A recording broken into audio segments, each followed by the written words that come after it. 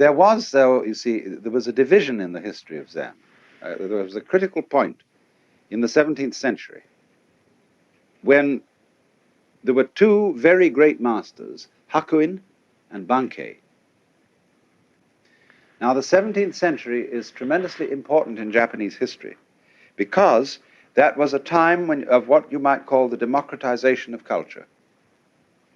Basho invented haiku poetry so that everyone could be a poet. Not necessarily for publication, but for one's own fun. People didn't write poems for publication necessarily. They wrote poems for parties. And he invented the 17-syllable haiku as a result of his Zen feeling for nature, so that he could put this within the reach of everybody. What had happened to poetry before that time was that it had become so obscure and so effete and so sophisticated that only great literati could do it at all. This happened to Chinese poetry.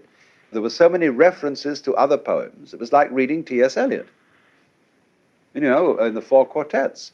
You could get an annotated four quartets showing you the sources of all the phrases he's borrowed. And sometimes you have to know the source in order to see what he means by it. And all shall be well, and all shall be well, and all manner of things shall be well. All right, that's straight from the Revelations of the Divine Love by Dame Julian of Norwich. But whoever would know that? And you have to understand the scene she was digging in order to know really what Eliot's getting at in that all shall be well. And he's full of that. He quotes the Bhagavad Gita. He quotes everybody. So if we all had to write that way, nobody could be a poet, unless he was a great scholar. So Basho popularized the haiku. And the haiku are originally based on the Zenrin poems. They take their flavor from that. There is one, you see, that bird calls, mountain changes to be more mysterious. The first line of that says, the wind drops, but the flowers keep on falling. The bird calls. The basis of all Indian philosophy, particularly the teaching of those books called the Upanishads, which are really the distilled essence of Hindu thought.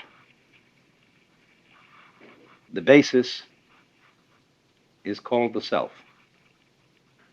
And this word in Sanskrit is Atman, and that means self in the vastest possible sense and the most inclusive sense of the word. It means yourself, and it means also self as such, existence as such, the totality of all being. And of course, this is something that one cannot talk about in the sense of talking about it logically. You can talk about it. A poet can talk about anything, and the Upanishads are very largely poetry. Of course, everything in the world, knives and forks, tables and chairs, trees and stones, are indescribable. Korzybski referred to the physical world as the unspeakable world, which was really rather a funny name, because it has two edges. It's, of course, something you can't say anything about, that is to say, it is ineffable, but it's unspeakable also in the sense of the word meaning something taboo. And we shall see as we go on wherein that taboo consists. But from the standpoint of logic, we can't say anything about everything. Because in order to say something about something and state it logically, you have to be able to put it in a class. Now, classes are intellectual boxes. When you play games like animal, vegetable, and mineral, you've got there 3 boxes.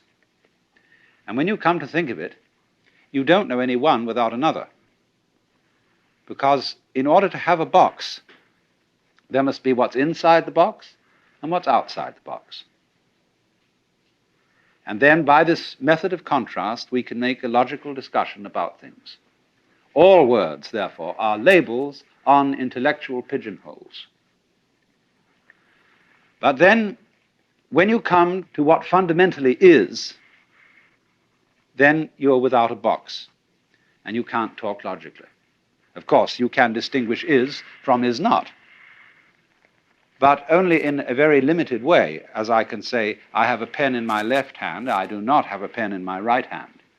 And from this, we abstract the idea of to be and not to be, is and isn't. But when we consider being with a capital B, this includes not only such ises as celestial bodies, but also such isn'ts as the space that encompasses them. And these two go together, as we shall see in more detail as the time goes on. But now, a perfectly logical person would therefore say that the notion of the self, the Atman, as the fundamental reality in which everything else exists, is meaningless. And of course, from a logical point of view, it is. But at the same time, just because something cannot be put into a logical category does not indicate that it isn't real. The self, you see, bears somewhat the same relationship to the world as the diaphragm of the speaker in this radio bears to the music you've just been hearing. None of the music was about the diaphragm, and nobody said anything about there being a diaphragm. The diaphragm as such didn't come into the picture, and yet it was everything in the picture. All those different noises were vibrations of this thin film of metal. So also with your eardrum, so also with the apparatus of your eyes. So one might ask then, just as you say, well, what is it on? What is the music on? Is it on tape? Is it on a speaker? Is it on a drum? Whatever the variations may be. We can ask the question, what are you all on? What is all this on? And the Hindus answer, it's on the self. Like we say, this one's on me. It isn't that there's only one self in the sense that is taught in a philosophy called solipsism. Solipsism is the idea that you are the only person who exists and everybody else is your dream. Nobody can prove that this isn't so, except I'd like to see a congress of solipsists arguing as to which one of them is really there. It isn't that, it's more complex than that. It's saying that the self in each one of you is really at root one. Just in the same way that you have all over your body millions of nerve ends. Each one of those nerve ends is, as it were, a little eye, because all the senses are fundamentally one sense.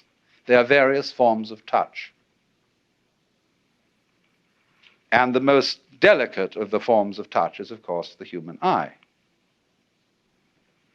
Then the ear, and so on down the list of the senses. Now imagine then every little nerve end is a little eye, and it gets its impression of the world, but it sends it all back into the central brain. Well, in a somewhat similar way, every person, every animal, every what the Hindus call sentient being, and even rocks are regarded as sentient beings in a very, very primitive form, right down to the lowest. So all those forms that we see may be looked upon as the eyes that look out of one central self. Only, of course, in the body, in the human body, we can see the connections between the nerve ends and the brain. It's much more difficult to see the connection between one individual and another. If they're married, that's a little bit closer. But just all us human beings rattling around, we're not even rooted to the ground like trees. And therefore it's very easy for us to form the impression that I am only what is inside my bag of skin. And that myself is a different self from yourself.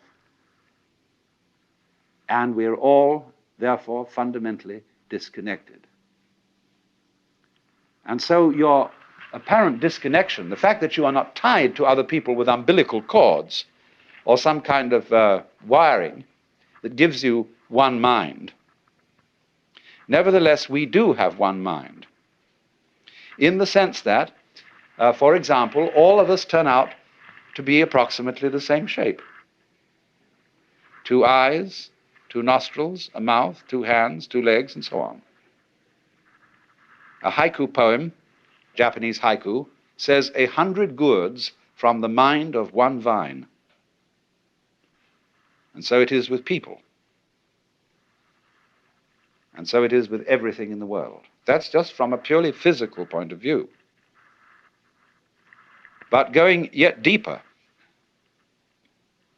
we find that it's somehow a necessity of thought that there be some sort of a something which is the common ground of all these universes, all these galaxies. And that ground is the self, as Hindus understand it, the Atman. Now that's quite a startling point of view, because what it's saying is, you see, that you are basically the works